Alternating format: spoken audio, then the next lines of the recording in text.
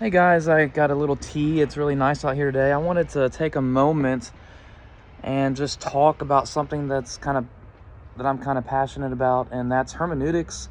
I talked to Barton about this yesterday, but the study of hermeneutics is how do we interpret the Bible? How do we interpret whatever it is? It's the study of interpretation. It's kind of a funny word, hermeneutic, but really easy example is the Supreme Court justices. There's 9 of them. They each have different ways of interpreting a 200-year-old document, which is known as the Constitution. So they bring a method to how they read it, and that affects how they decide cases. Well, the same is true for the Bible. The Bible was written even longer ago, thousands of years ago, and it matters how you interpret it. So there's different theories and philosophies on how to properly read, interpret, and apply the Bible. That being said, some are better than others. Some can have a more literal, rigid understanding. Some are a little bit more flexible. I would just say that a very safe way of thinking about the Bible and how to interpret it is it means what it meant. It means what it meant. So what that means is that whatever audience it was for at the time, it means the author and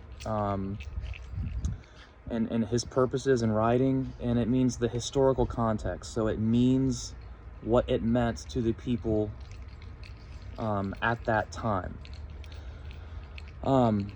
There's some other ways of interpreting the Bible, but I would just caution against using an overly allegorical hermeneutic.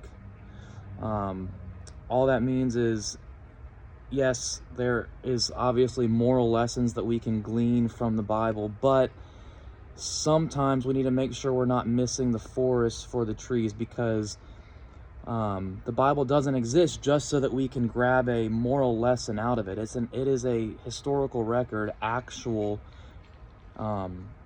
historical fact, actual thing. It's a record of actual things that happen. In the book of Acts, for example, we're told that over 500 people witnessed Jesus Christ. Well, in first century Palestine, that actually happened. First century Israel, Palestinian Jews and Gentiles actually witnessed the resurrection of Jesus Christ. That's historical data. There's a message in there as well, but we don't want to allow the moral lesson to undermine the historical data. So anyway, I don't know if that's interesting to anyone. If it is, I would love to talk to you more about this. Again, hermeneutics, how do we interpret the Bible? Hope this was helpful. Just one small thing I've learned at seminary. Anyway, looking forward to seeing everyone. Love you all. Bye.